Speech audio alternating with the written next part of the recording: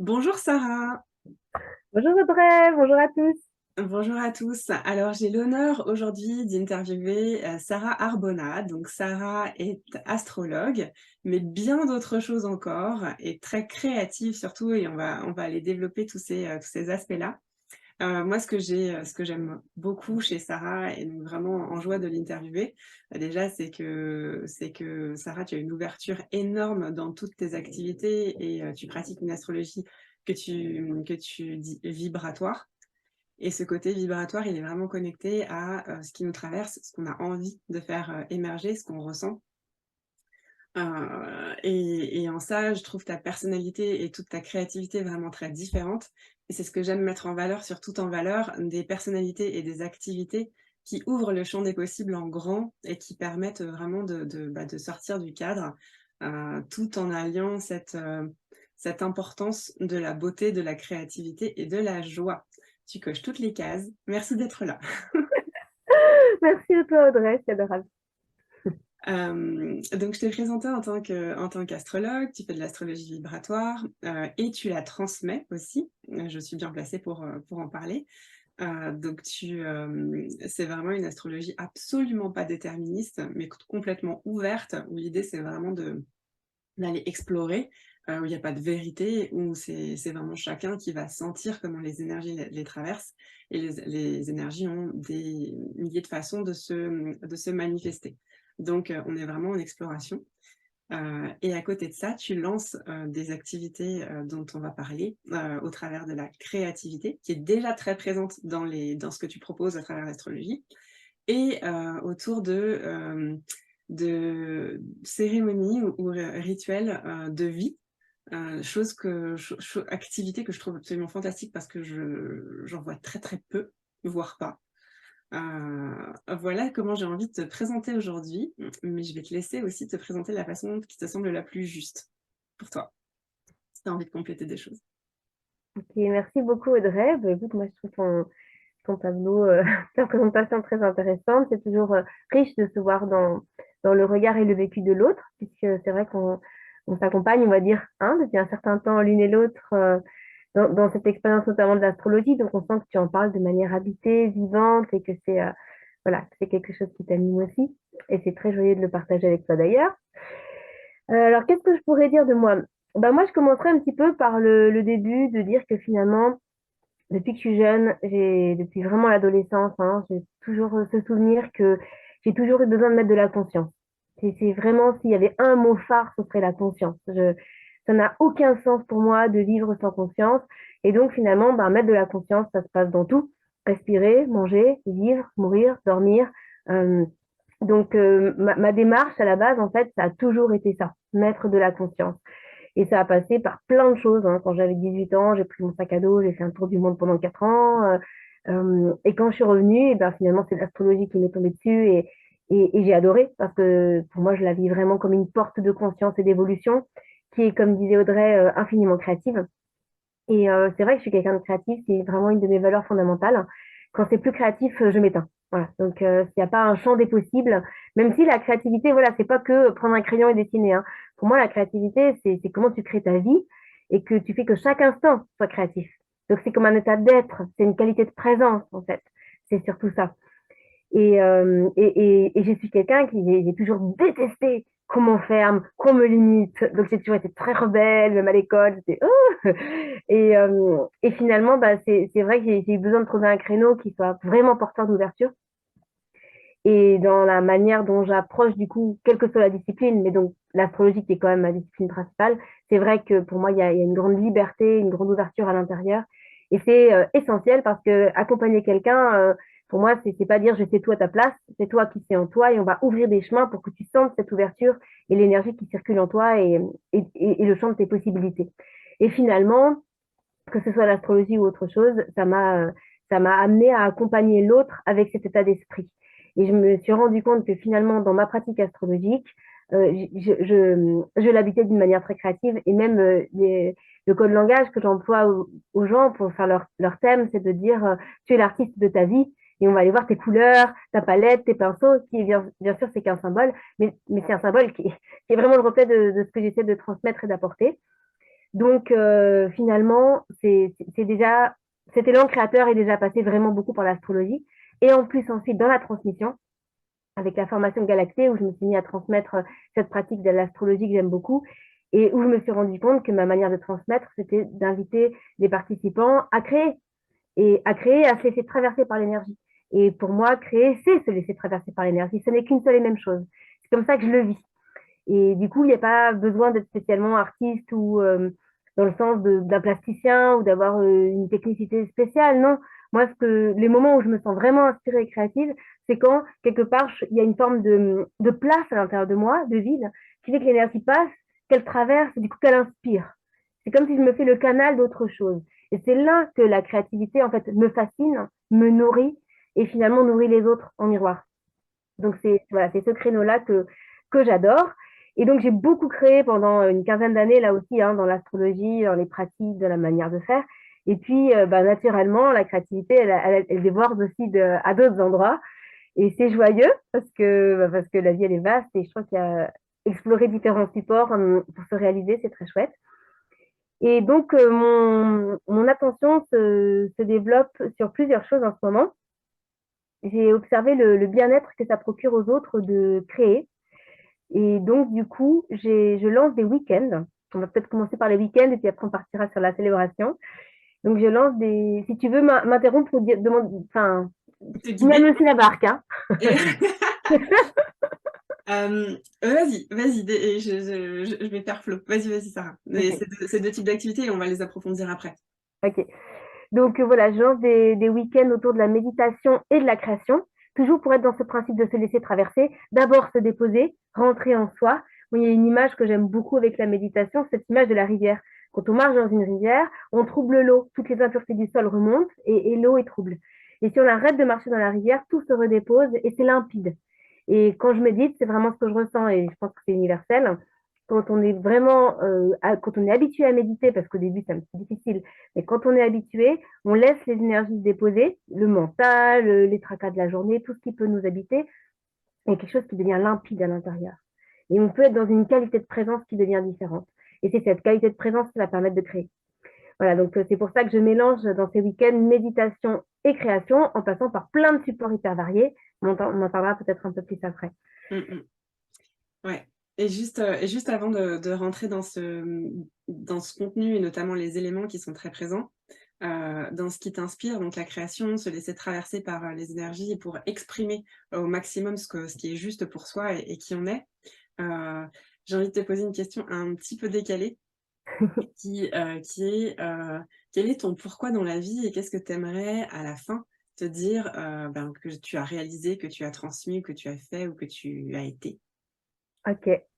Et ben, moi, je dirais que ce qui m'anime vraiment, vraiment, vraiment dans la vie, c'est l'amour, la beauté et la confiance. Voilà.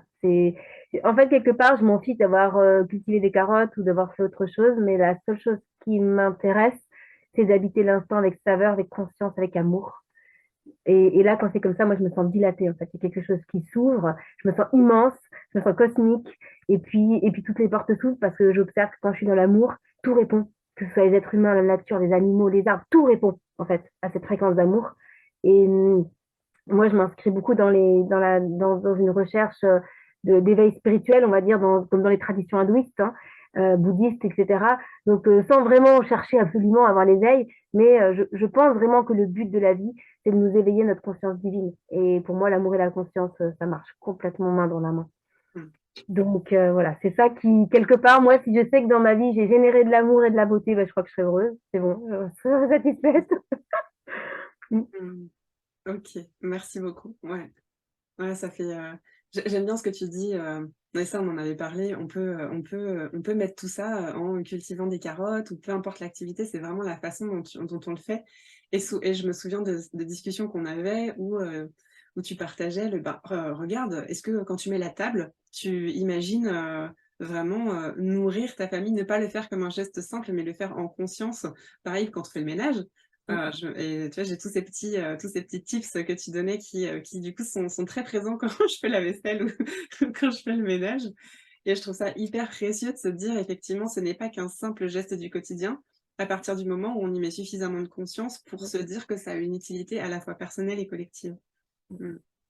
Et ça, c'est pas facile, hein, parce que c'est vrai que comme les gestes du quotidien reviennent tout le temps et qu'on peut avoir la fatigue et tout ça, garder cette conscience-là, c'est génial.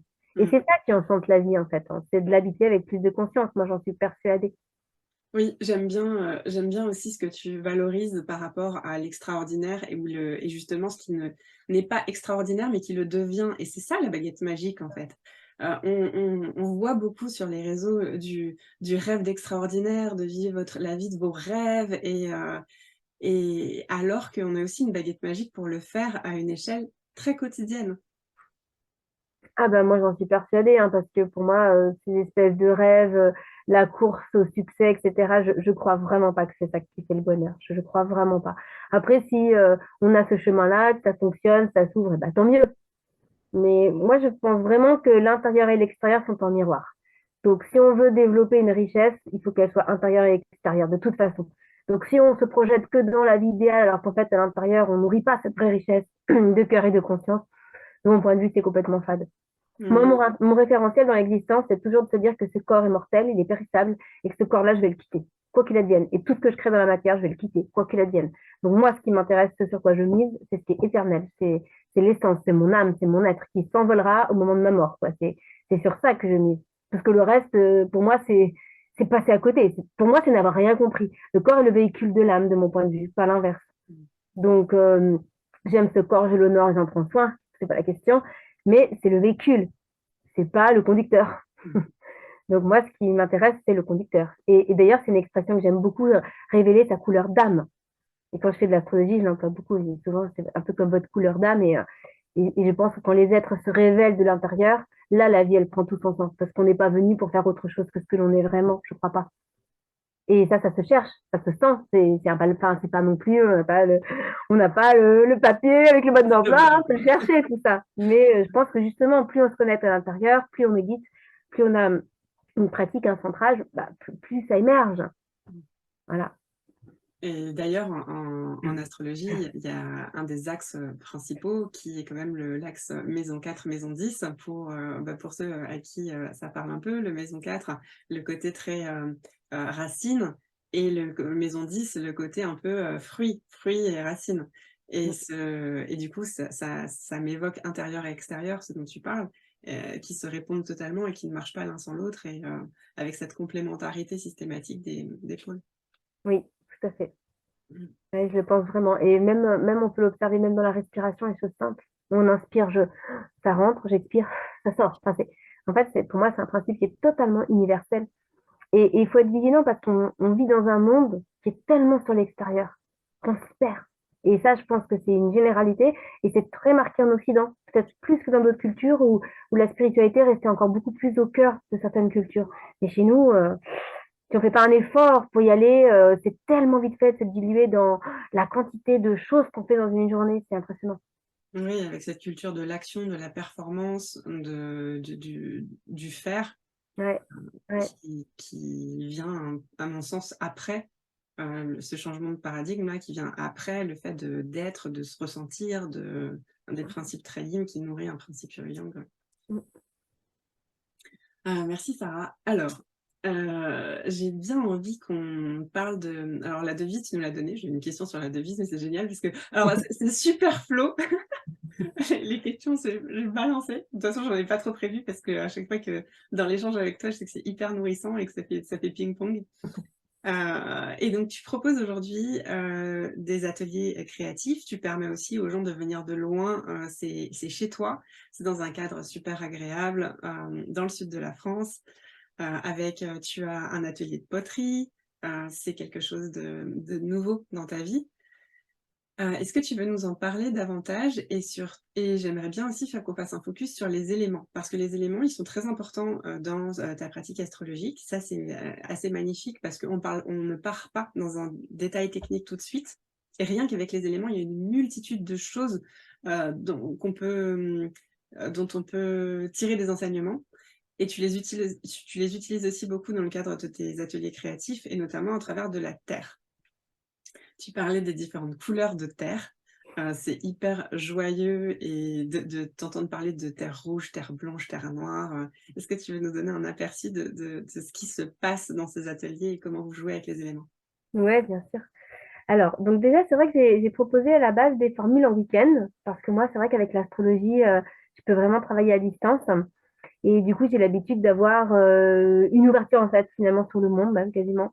C'est pas quasiment, je peux travailler avec des gens de partout, du moment qu'ils sont francophones. Et moi, j'ai beaucoup voyagé et j'adore ça.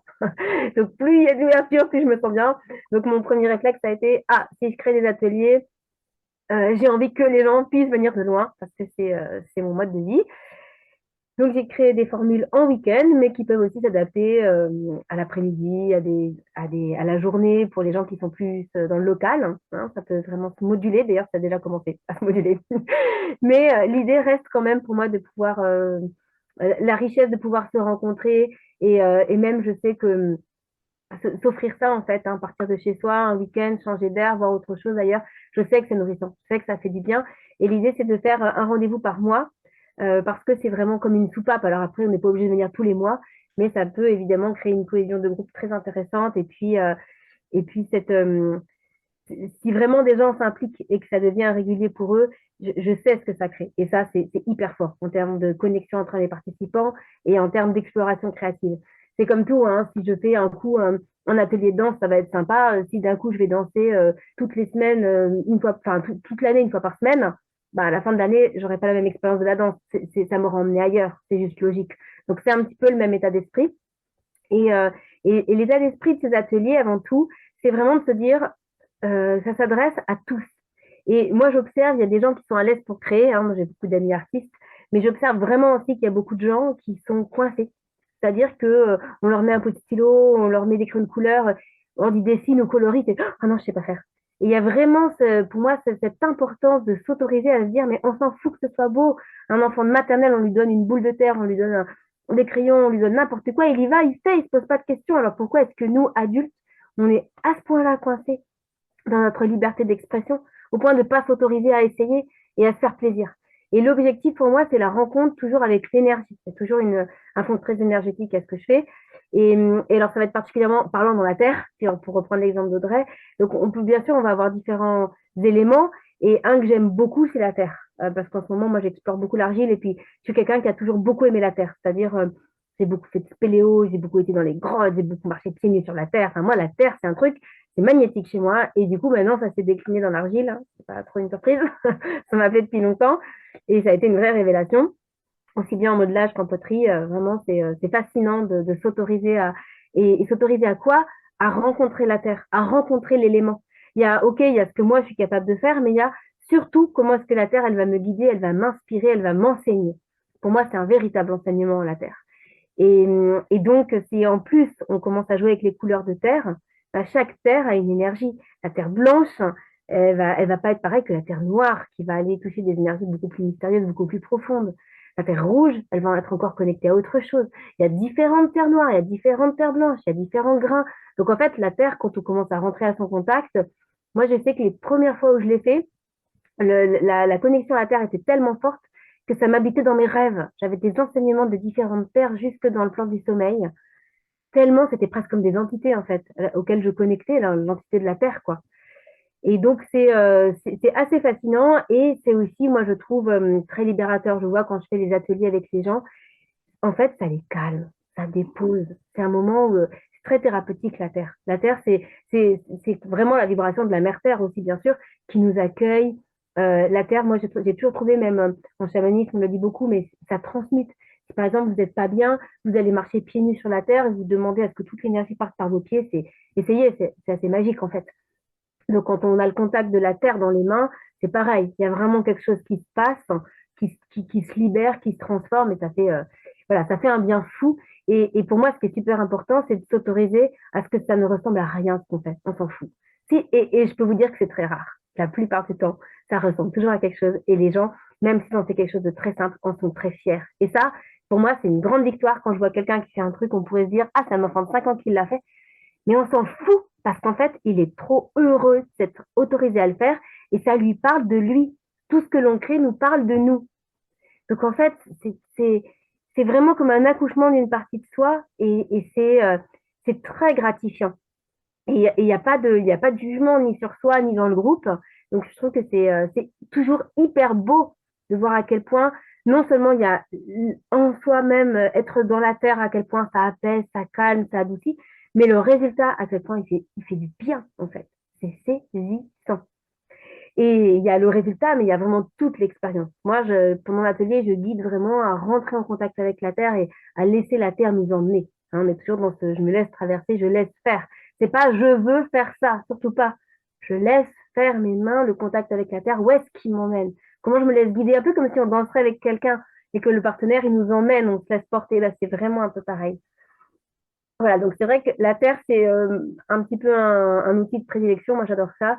Et puis, j'observe qu'il y a beaucoup de demandes par rapport à la Terre. C'est vraiment un support qui intéresse beaucoup de gens. Et après, l'idée des ateliers était quand même de varier les supports artistiques parce que je trouve qu'on n'explore pas la même chose, par exemple, dans du modelage que dans de la danse ou dans du chant ou dans du théâtre, etc. en fait. Donc, j'ai modulé, on va dire, 9 week-ends pour l'instant, mais l'idée, ce sera qu'il y en ait un par mois, à mon avis, un peu tout le temps, euh, avec des propositions variées et avec une thématique par week-end. Parce que, par exemple, si on fait de la terre, bah, c'est bien d'en faire une journée, mais si on en fait 2 jours, c'est pareil, on va plus loin.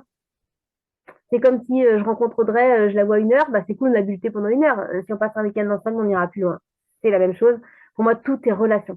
Donc, si on veut relationner ou rencontrer une énergie, bah, il faut se donner les moyens d'aller la voir, quoi, tout simplement. Donc, c'est ça. Et donc, il y a évidemment l'élémentaire, mais il y aura les différents éléments au travers des différentes pratiques. Par exemple, après, on peut y mettre ce qu'on veut, mais par exemple, le chant, moi, je trouve que c'est beaucoup plus aérien. On est dans le souffle, hein, donc on va être plus dans l'élément air, par exemple. Mais bon, après, ça, c'est quelque part la terre, l'élément, il est hyper flagrant. C'est peut-être un peu différent pour différentes techniques. Par exemple, il y a un week-end sur l'écriture. Bon, l'écriture, on a relié à quoi? C'est subjectif, hein. Donc, c'est pas non plus les éléments qui sont au cœur des week-ends, mais malgré tout, on y sera toujours avec. Ça, c'est évident parce que de toute façon, il y a toujours cette circulation. Et voilà, et c'est ça l'idée, c'est de pouvoir emmener à la rencontre de différents supports et de voir la richesse de ce que nous apporte chaque support. Et on sera forcément plus à l'aise avec certains que d'autres. Et c'est Et s'autoriser même si on n'est pas à l'aise, en fait. Moi, c'est ça que j'invite. C'est pas forcément chercher la facilité. Je vais reprendre un exemple. Là, j'ai fait donc un atelier là, il y a quelques jours.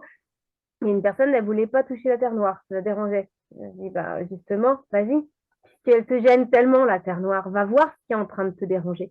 Donc, c'est vraiment, quelque part, c'est transformateur. Thérapeutique, on peut dire, mais à la limite, je préfère le mot transformateur.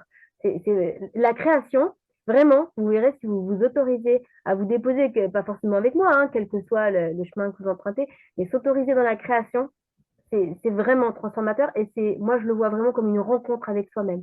Depuis que et je crée, je me révèle. et justement, quand tu dis, parce que du coup la créativité permet pour moi et dans ce que tu expliques, c'est ça marche, c'est de débrancher la tête, juste et de laisser la place à se laisser traverser justement et donc à davantage d'expression de la partie inconsciente, on débranche le mental, un Mm. peu comme de l'hypnose au final et quand tu dis les gens sont fiers de de leur création, est-ce qu'il y a le mental qui revient au galop pour analyser ce qu'ils ont fait? Ou c'est juste le fait le processus de l'avoir fait, où il y a aussi un contentement du résultat? Je crois que c'est le processus en fait. Je crois qu'ils ont pris tellement de plaisir à le faire qu'ils ont rempli ce qu'ils ont créé du plaisir de s'autoriser à le faire en fait. Et du coup, je crois qu'il y a vraiment un élan du cœur comme un petit enfant, mais dans le sens très positif du terme, quoi. Pour moi, je trouve que ça reconnecte au cœur d'enfant des gens. Et, euh, et dès qu'ils reviennent un peu dans le mental, en général, j'essaie de les faire repartir parce que ça m'intéresse pas tellement. Et ce qui m'intéresse, c'est leur ressenti. Qu'est-ce que tu as ressenti quand tu l'as fait? Ça t'a fait quoi? Ah, ça m'a fait ci et ça m'a fait ça. Et ça, par contre, on échange là-dessus. Mais on n'essaie pas d'en faire une analyse par rapport à là, moi, maintenant, j'en suis là dans ma vie. Non, non, non, juste qu'est-ce que ça t'a fait, comment ça t'a fait du bien. On est quand même dans des espaces de ressourcement avant tout, de bien-être. Après, il peut arriver hein, que quelque chose d'inconfortable émerge, et si c'est ça, on l'observe aussi. Mais dans l'ensemble, ça fait du bien. Oui, et c'est très sensoriel du coup. Très Ça sensoriel. passe par les À sens. fond, à fond. Est-ce que tu travailles avec l'air aussi, qui est un élément plus impalpable? Mmh, Bah oui, comme je disais, le chant, moi je trouve que OK. le chant est assez relié à l'air. Je trouve que la danse, Mmh. La danse, moi, je C'est l'associe vrai. beaucoup au mouvement, à l'air. Mm. Tout ce qui est aussi, il y aura un week-end sur les arts de la scène. Les arts de la scène, on est quand même vraiment dans l'expression, La voile. dire, parler, se mettre en scène. Donc ça, pour moi, c'est très aérien. Mm. Mhm. Et tu fais l'eau et le feu?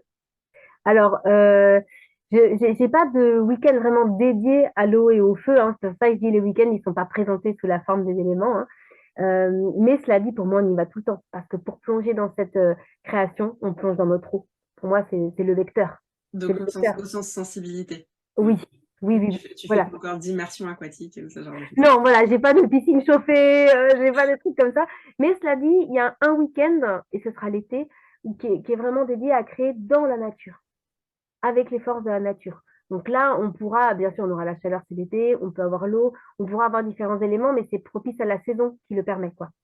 Voilà. Après, sinon, c'est vrai que c'est pas des week-ends orientés sur les éléments, hein. Mm. Oui, oui, oui. On peut les Mais, retrouver au fur et à mais mesure. ils y sont forcément. Pour moi, par exemple, quand on crée, on est dans l'élan créateur, et ça active le feu. Mm. Ça, Mais pour moi, c'est évident.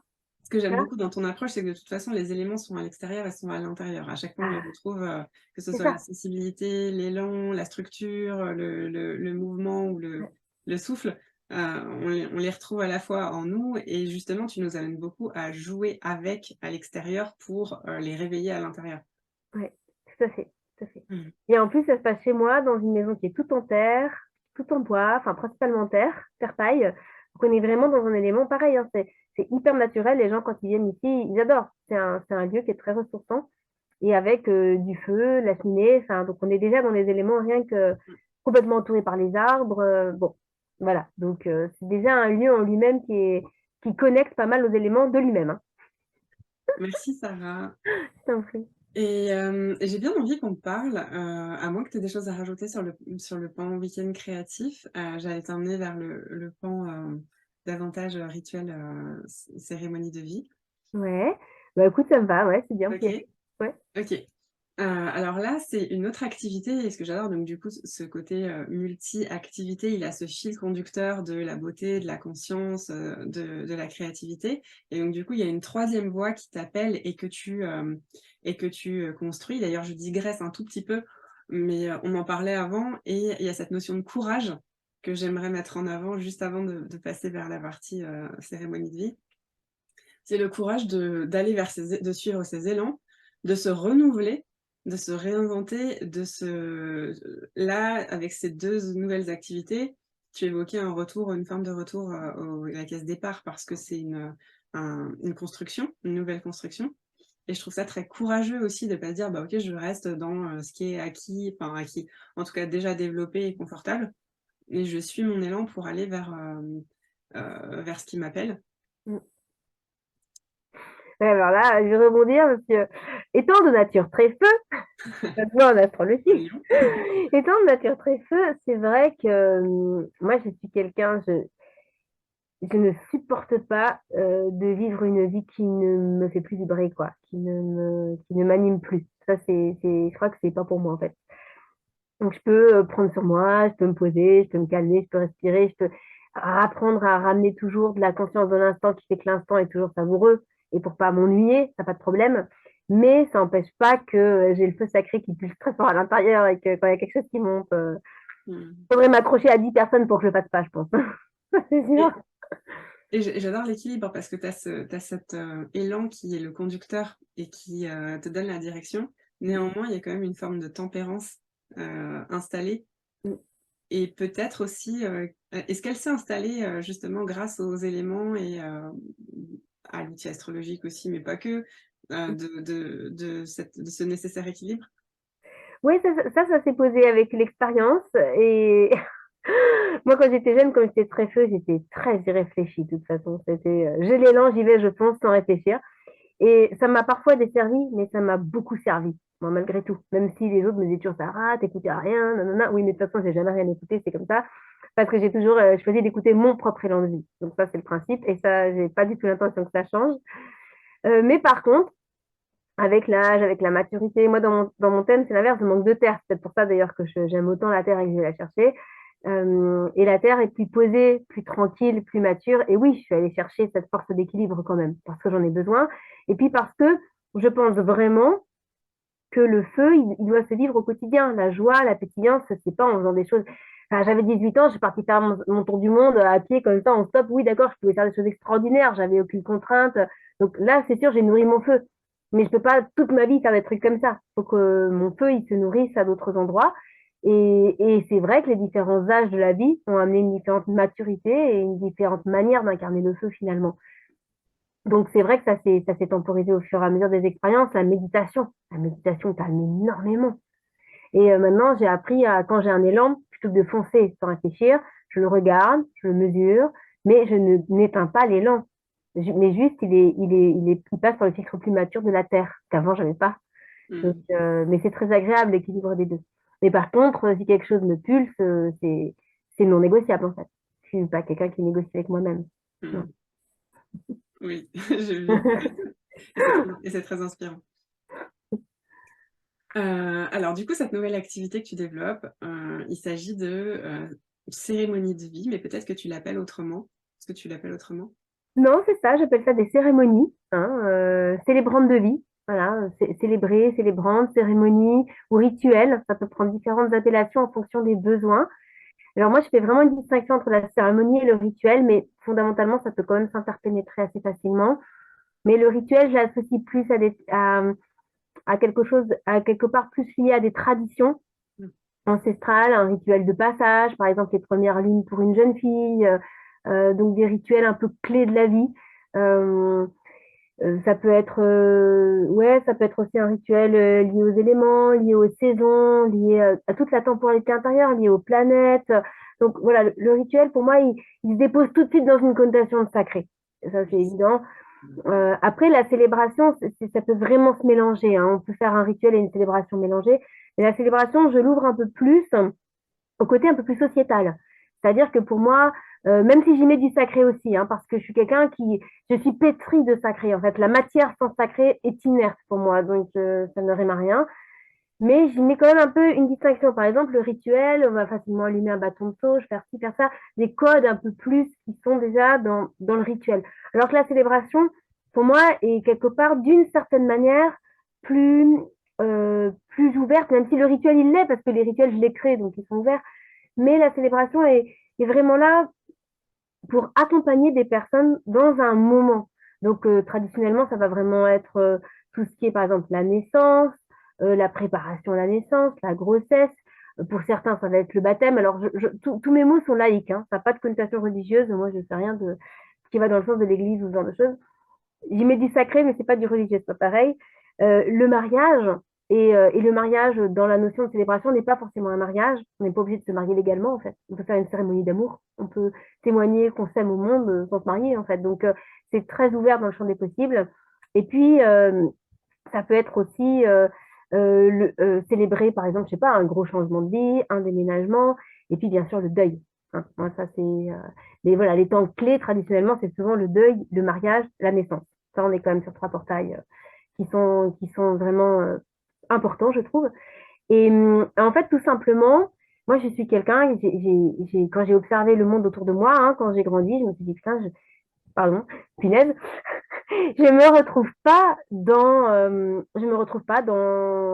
mon époque, en fait, je me retrouve pas dans les propositions de célébration. Il n'y a rien qui me fait vibrer, quoi. Rien de rien, de rien, de rien. Et pourtant, je pourrais avoir envie potentiellement de me marier, je pourrais avoir envie de célébrer la naissance, je pourrais avoir envie de trucs, mais pas comme ça, quoi. Pas comme ça, c'est pas possible. Donc, en fait, je me suis mis à créer pour moi, dans ma vie, et même naturellement, des gens sont venus me le demander. Ils ont senti que je le portais en moi, tout simplement. J'ai animé plusieurs cérémonies d'union, plusieurs préparations à la naissance. Je me suis retrouvée à animer des choses que je n'avais pas cherché, mais parce que les gens, ils ont senti que c'était un truc que je pouvais faire. Et c'est hyper joyeux. Et l'objectif pour moi, c'est à la fois, il y a une proposition de créer quelque chose, mais surtout, c'est on crée ensemble. Donc, c'est de s'autoriser, de créer. Donc, par exemple, je crée, bon, si c'est pour moi, mais si je crée pour quelqu'un, c'est de créer quelque chose qui lui ressemble. Donc, on va définir ensemble, mais qu'est-ce que tu veux créer? C'est qui tu es? À quoi tu veux qu'elle ressemble, cette cérémonie? Qu'est-ce qu'elle représente pour toi? Donc, on est vraiment sur une co-création pour aboutir jusqu'à la célébration, qui peut être co-animée, c'est-à-dire que je peux être célébrante pendant la cérémonie, mais pas forcément. Moi, par exemple, j'ai fait une cérémonie d'amour avec mon compagnon, j'avais pas envie de célébrante, hein. J'ai tout fait avec lui, on a tout fait à deux, mais je me suis éclatée. J'avais aucune envie qu'une tierce personne vienne célébrer mon amour. J'ai besoin que de moi-même.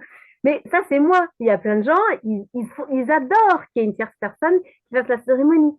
Donc, vous voyez, l'idée, c'est de sortir, en fait, de se dire un mariage, un enterrement, un truc, c'est comme ça. Mais non, c'est pas comme ça, c'est comment pour toi. Et on retombe toujours sur finalement, et là je fais la jonction avec l'astrologie, sur l'unicité. Mais qui tu es toi? Quelle est ta couleur d'âme? Pourquoi est-ce qu'on devrait tous faire pareil? Ça n'a aucun sens pour moi, aucun. Et c'est tellement magique de s'autoriser à le faire pour soi dans l'intimité, parce qu'on peut faire une célébration dans l'intimité, avec soi-même, qui prend un peu du coup une tournure de rituel. Mais c'est tellement joyeux de se l'autoriser face aux autres. Et ça veut dire, j'assume ce que je suis. Et ça se fait de façon hyper créative parce que là encore, c'est non seulement une cérémonie avec c'est pas un scénario, mais voilà, une certaine orchestration, mais aussi des décors. Des décors, des choses qui mettent dans l'ambiance. Si je peux dévoiler, enfin, il y avait quand même le soleil et la lune qui étaient très présents dans ton union avec ton compagnon. Des costumes. Donc là, on est immergé dans un autre espace-temps. Ouais. Ah oui, bien sûr. En fait, la création, c'est la cérémonie et selon le degré d'envie de la personne, c'est tout. C'est-à-dire qu'on peut faire, en effet, tous les décors, entre guillemets, les costumes, les habillages, quoi. Et pour moi, tout est symbolique. On choisit vraiment des choses qui nous ressemblent. Et moi, je sais que j'avais fait des décorations partout. C'était dans un immense jardin. J'avais fait voilà, des suspensions qui pendaient partout dans les arbres avec des rubans de toutes les couleurs. On avait taillé des troncs d'arbres, on avait des bougeoirs en bois partout pour que ce soit très féerique. Voilà. En fait, on crée tout. On crée la cérémonie, on crée les habits, on crée les ambiances. Nous, on avait créé un spectacle aussi. On avait créé des chansons, on avait créé une histoire pour parler de notre amour, en fait. Donc, c'est hyper vaste. Et moi, je suis là, en fait, pour être le support qui pousse les boutons, qui appuie, qui dit, tu veux ça, tu veux ça, tu veux ça, tu veux ça, tu veux ça, tu veux ça. Voilà. Et après, bah, il y a des choses, les gens, quand ils ont l'élan, ils vont créer par eux-mêmes. Il y a des choses, ils vont me déléguer. Il y a des choses, on va faire ensemble. Mais l'idée, c'est vraiment d'accompagner dans s'autoriser à célébrer la vie autrement, finalement. Et ça peut être pour des temps très importants, comme un mariage, un décès, mais ça peut être vraiment pour les premières lunes d'une jeune fille, pour l'accueil d'un enfant, je vais prendre un exemple, mon enfant, il a changé d'école il y a 6 ans, donc il y a fait un rituel. Voilà, des temps de vie qui marquent, qui sont des passages forts pour l'être, et où le fait de l'accompagner en conscience, mais c'est très porteur. Moi, j'ai aussi fait des rituels des fois avec des gens parce qu'ils avaient un passage planétaire hyper important qui passe une fois dans la vie, c'était bouleversant. Je dis, OK, on fait un rituel là. Parce que c'était trop fort, il fallait que la personne elle passe le cap plus en conscience. Le principe du rituel, c'est pas qu'on fait des choses à nouveau extraordinaires, c'est que chaque élément du rituel est vécu en conscience. On fait les choses plus lentement, avec du symbolisme, du sens, tout est nommé. Et donc en fait, on habite l'instant avec une présence différente parce qu'on crée cet espace magique finalement. Magique au sens magique pour nous, hein, pas au sens magie youhou, hein. Mais c'est magique intérieurement ce genre d'espace. Et du coup, ça prend une dimension, bah, effectivement, pour le coup, magique parce que on ne le passe pas comme ça, comme quelque chose qui passe sur un tapis roulant et qu'on oublie très rapidement. Ouais. On n'a plus cette offre je veux dire, il y a plein de religions, mais sinon, il y a, tu vois, même les premières lunes, on fait plus, on célèbre plus les temps et les temps forts. Les temps forts, mine de rien, après psychologiquement, si on n'en prend pas soin et si on ne prend pas le temps de mettre de la conscience dessus, là, le départ d'un copain qui déménage à l'école pour les enfants, c'est aussi marquant. Oui. Si on ne prend pas ce temps-là, j'ai la conviction qu'il se passe quelque chose qu'on engrange à l'intérieur et qui peut créer alors c'est pas trauma, mais des choses qui vont s'engrammer comme ça et qui vont rester comme des résidus, alors que si on pose de la conscience dessus et qu'on les transforme à travers cette beauté-là, ça change tout. Mais c'est clair. Ouais, merci pour ça, parce que j'avais vraiment envie de parler de cette offre qui sort vraiment du cadre et qui ouvre un champ des possibles très fort et Oui. qui est à la fois simple et belle. On Mm, n'est pas dans de l'extraordinaire, on crée de l'extraordinaire à soi-même. Ouais. c'est ça. Et il y a un petit mot que je veux bien rajouter par rapport aux célébrations. Et et qu'il y a quelque chose qui est délicat et qui a beaucoup de sens pour moi, c'est le deuil. Et ça, c'est vraiment quelque chose qui m'a travaillé, mais pareil, depuis l'adolescence, dès que j'ai vu des enterrements, des choses comme ça, je me suis dit, c'est pas possible de célébrer la mort comme ça. Parce qu'en fait, si on célèbre la mort comme ça, c'est qu'on ne sait pas vivre. Pour moi, c'est essentiel. Et je trouve que c'est une des cérémonies finalement ben, qui revient le plus quelque part, parce que ben, enfin, le plus. Heureusement, on n'enterre pas des amis tous les jours ou des proches tous les jours, mais malgré tout, la vie, la mort, c'est vraiment deux faces d'une même pièce et ça peut survenir n'importe quand. Et finalement, enfin, moi, je sais pas, j'ai eu plus souvent, bon, bref, c'est peut-être un hasard, mais j'ai eu plus souvent des annonces d'enterrement que de mariage, par exemple. Hein. Donc voilà, à la limite, je mettrais plus en miroir les naissances, quoi. Les naissances, les décès, voilà, c'est vraiment deux portails super importants. Et je trouve que de mettre du sacré là-dedans, c'est fondamental, si ce n'est même pour faire son deuil, pour aider l'être, l'âme qui s'est envolée à partir. Pour moi, là, on est vraiment sur un créneau qui me parle à 3000% du deuil. Et c'est pas le plus facile. C'est pas le plus facile, mais c'est souvent un moment où on peut aussi être créatif, où on est en fait souvent pas bien, du coup d'avoir un relais qui va nous aider à le vivre autrement, à créer quelque chose qui nous ressemble, à honorer l'être aussi qu'on a aimé et qui se transforme en fait, il part dans la lumière de mon point de vue. Hein. Donc c'est comment aussi on dit au revoir à une phase et on en dit bonjour à une autre. Et je trouve que c'est essentiel, je trouve même enfin, je trouve que notre société a vraiment besoin d'un autre schéma pour le deuil parce que je trouve que c'est dramatique en fait. Pour moi, c'est dramatique ce qui se vit. Et je vois des gens qui ne se relèvent jamais de deuil parce qu'il y a rien dessus, quoi. Et donc, voilà, pour moi, ça, c'est aussi un créneau qui a énormément de sens et je suis prête à me déplacer. Voilà, après, bien sûr, les frais de déplacement, ils vont rentrer dans le coût de la prestation, c'est obligatoire, mais je me déplace volontiers. Et le principe du deuil, c'est que par contre, on est dans l'urgence. Hein, la cérémonie, souvent, elle arrive très vite. Donc, il faut, tac, tac, tac, on met en place des choses.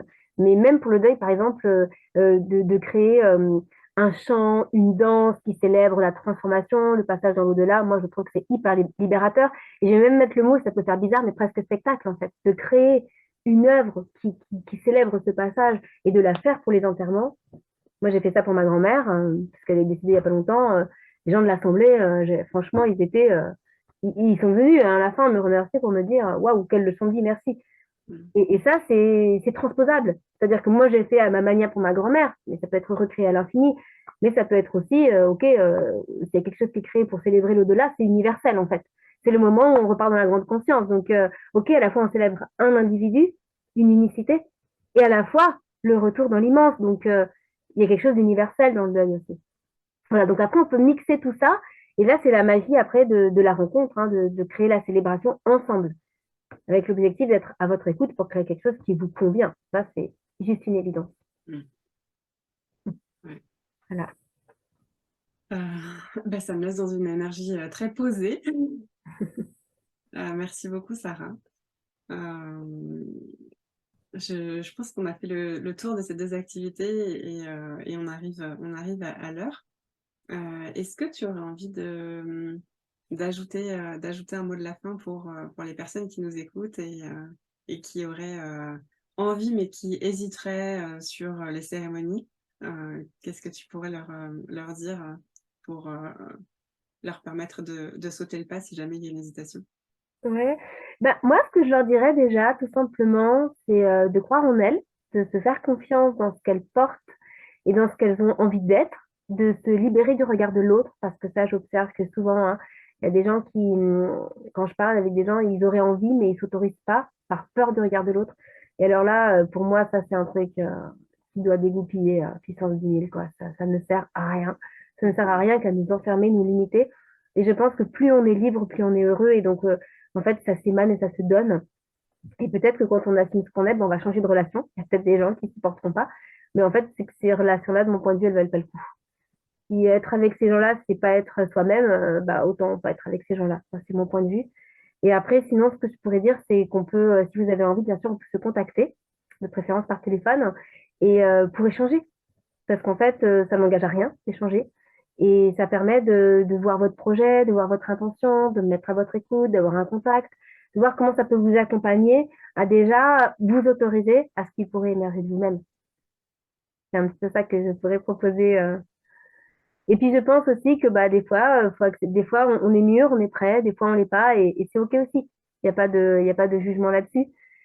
Mais si c'est quelque chose qui vous appelle, moi j'aime beaucoup cette image de la flamme, quoi. Si on a une flamme à l'intérieur, pour moi c'est notre flamme du sacré, ben, c'est quand même dommage de la souffler, quoi. Parce que quand il n'y a plus de lumière, c'est quand même déjà moins pétillant, et puis avancer dans l'obscurité, hein, voilà. Donc il faudra rallumer la flamme à un moment donné à un autre, alors autant avoir le courage de l'allumer tout de suite.